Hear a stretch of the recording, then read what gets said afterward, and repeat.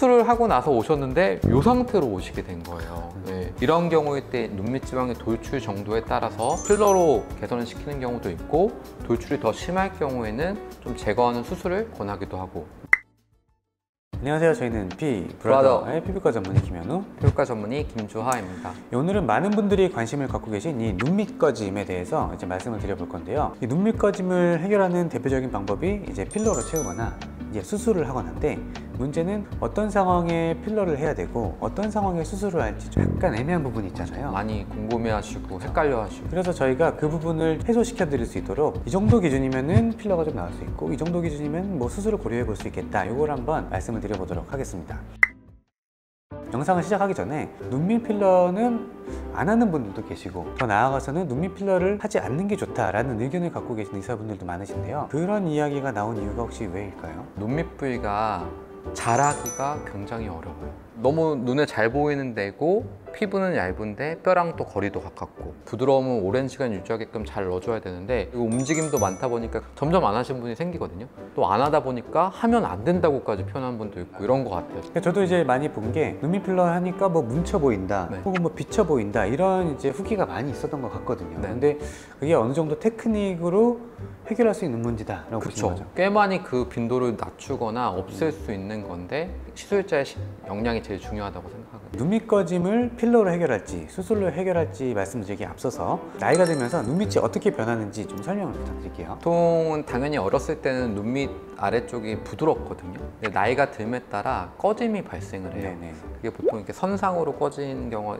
보통의 대부분인데, 근데 그 꺼짐과 더해서 애교 바로 아래쪽에 눈밑 지방이 돌출되는 분들이 있어요. 그런 경우는 이렇게 볼록해지고 오목해지고 이렇게 S자처럼 꺼지다 보니까, 그게 이제 두 번째 경우라고 생각하시면 될 것 같습니다. 그럼 각각을 혹시 어떻게 대응을 하게 되나요? 눈밑 지방에 돌출이 있으면서 꺼짐이 있을 때에는, 돌출 정도가 심하지 않으면 전 필러로도 충분히 부드럽게 할 수 있기 때문에 필러를 권하게 됩니다. 근데 눈밑 지방의 돌출이 좀 과할 경우에는 필러만으로는 한계가 있으니까 돌출된 지방을 제거할 수 있는 수술을 고려해 볼 수 있고, 이 경우 같은 경우는 눈밑 쪽에 꺼짐이 주인 경우이기 때문에 그 꺼짐을 적절히 필러로 채워주면 부드러워질 수 있는 경우, 요분의 경우는 꺼짐과 더해서 눈밑 지방의 돌출이 함께 있는 거기 때문에, 이런 경우일 때 눈밑 지방의 돌출 정도에 따라서 필러로 개선을 시키는 경우도 있고, 돌출이 더 심할 경우에는 좀 제거하는 수술을 권하기도 하고, 이렇게 나뉘게 됩니다. 이 중간이 참 애매할 것 같거든요. 맞아요. 돌출이 좀 애매할 때는 상이하에 정하는 게 맞지 않을까. 일상생활 영향을 주는 이런 기간에 내가 받아들일만 하고, 한 번 시술로 좀 오래 가기를 원하고, 이런 분들은 수술이 답일 수 있는 거고, 좀 간단하게 끝내고 싶고 좀 위험 부담을 줄이면서 하고 싶은 분들은 필러만으로도 꽤 의미 있게 변할 수 있기 때문에 시술로도 가능하다고 이렇게 저는 생각이 들어요. 이분 같은 경우도 눈밑 지방의 돌출이 이 정도면 꽤나 있는 편이거든요. 그렇죠. 당연히 저도 수술을 고려할 수 있다고 생각이 들고, 많은 분들이 권할 수도 있는데 본인이 원하지 않을 수도 있거든요. 그래서 본인이 필러 시술 원한다면 하셔도 될 거라고 말씀드리고 싶고요. 이 경우 같은 경우는 눈밑 지방의 돌출이 적당하게 있는 것도 있는데, 다크서클이라고 해서 여기 색깔이 다른 경우가 있어요. 다크서클이 있다 보면은 필러로 한계가 있을 수 있거든요.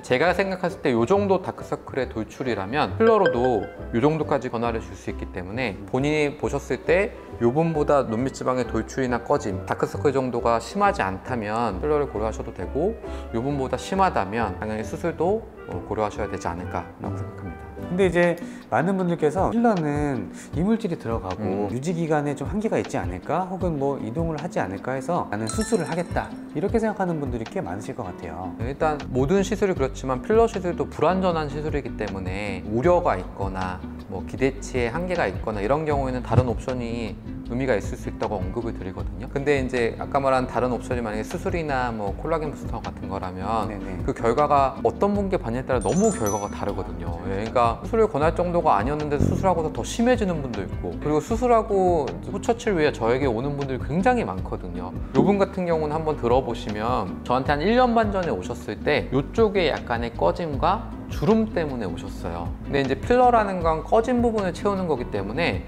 제가 봤을 때 막상 꺼짐은 별로 없었거든요. 일단 저는 필러를 추천드리진 않았는데, 이분께서 이제 꼭 일단 받고 싶다고 하셨기 때문에 시술을 좀 해봤고, 그 후에 이렇게 좀 전보다는 확실히 좀 주름이 좀 약간 덜해지면서 꺼짐이 약간 더 부드러워진 이런 경과가 나왔거든요.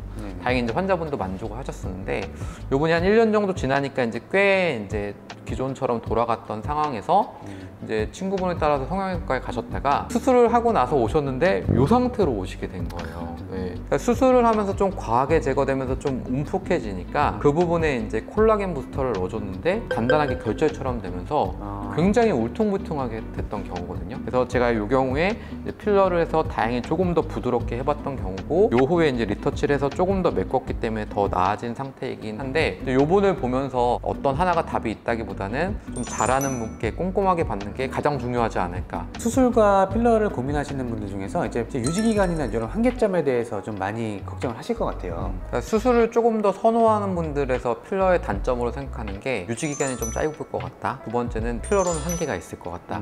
이 두 가지가 좀 많이 듣는 경우거든요. 제가 앞선 영상에서 많이 말씀드렸지만 시술자의 역량에 따라서 충분히 그게 가능한 일이거든요. 네. 이 분 같은 경우가 좀 3년의 경과라고 보시면 될 것 같아요. 지금 눈 밑에 약간의 눈밑 지방 돌출이 있고 고랑꺼짐이 있는 상태고 다크서클이 있는 경우였어요. 그래서 복합적인 경우고 일단 필러로 해서 그 꺼진 부분을 적절히 메꾸니까 좀 부드러워지고 밝아졌던 경우이고 시간의 흐름에 따라 적절히 균등하게 좀 꺼지긴 하지만 JH에 잘 남아있는 거고 적절히 시술이 추가된다면 긴 시간 동안 조금씩 더 나아지는 경과로 보일 수도 있기 때문에 필러라고 마냥 시간의 흐름에 따라 처지고 이동하거나 더 악화되거나 이런 건 아니라는 점을 한번 말씀드리고 싶었고요. 두 번째로 아까 말씀하셨던 게 나이에 관련된 거거든요. 이분 같은 경우에 50대 후반이시거든요. 그래서 이렇게 눈밑 고랑꺼짐이 바깥쪽까지 잘 보이는 경우고 눈밑 지방에 돌출도 있는 경우인데 이런 나이대가 있는 분에서도 꽤 의미 있게 부드럽게 할 수 있고 긴 시간 동안 좋은 결과를 잘 유지할 수도 있기 때문에 좀 더 숙련된 분께 받는다면 수술과 큰 차이가 나지 않는다고 저는 생각을 하고 있습니다. 오늘은 이제 눈밑 꺼짐에 대해서 필러를 하는 게 나을지 수술을 하는 게 나을지에 대해서 이야기를 나눠봤는데요. 영상을 마무리하기 전에 혹시 해주실 말씀이 있으실까요? 일단 다른 어느 부위보다 눈밑 고민으로 오셨을 때 상담도 그렇고 시술을 할 때도 제가 가장 긴장되는 부위거든요. 대신 그냥 제 의도대로 열심히 했을 때 만족도도 가장 큰 부위 중에 하나인 것 같아요. 제 입장에서는 눈밑은 항상 좀 도전하고 싶고 더욱더 좀 완벽하게 하고 싶은 부위 같아요. 그래서 눈밑이 고민이신 분이 있다면 그냥 막연하게 너무 어렵게 생각하거나 이거는 필러로는 안 돼, 그냥 당연히 수술을 해야 돼 이렇게 생각하시기보다는 한 번 더 옵션으로 생각해 보시면 좋지 않을까, 이게 제 바람입니다. 이번 영상은 이것으로 마무리하고요. 다음번에도 좋고 재밌는 주제로 찾아오도록 하겠습니다. 이상 피부라더의 피부과 전문의 김현우, 피부과 전문의 김주하였습니다. 감사합니다.